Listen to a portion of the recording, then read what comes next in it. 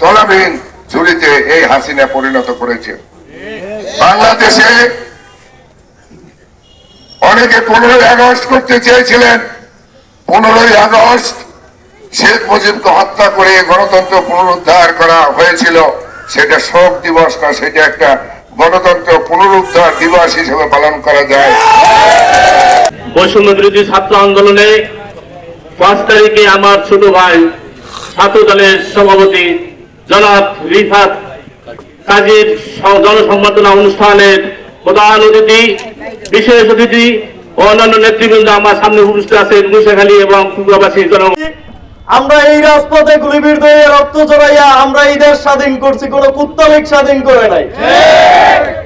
তাই সবাই ঐক্যবদ্ধ হওয়ার আহ্বান জানাচ্ছি। এবং বিভিন্ন জায়গায় আমরা হসপিটালে থাকা অবস্থায় বিভিন্ন জায়গা থেকে যখন ফোন দিছে যে আওয়ামী লীগ করতো, এখন বিএনপির সাথে যোগ দিয়া ওই যে দোকানপাটে তালা লাগাইছে, ওই যদিও আমরা না জানি ওই খবরগুলো আমাদেরকে দিবেন, আমরা ওই জায়গায় যাব, ওই তালা ভেঙে দিব। আপনাদের জানমাল রক্ষার্থে আমরা সব সময় রাজপথে আছি। এই বলে আমার সংক্ষিপ্ত বক্তব্য শেষ।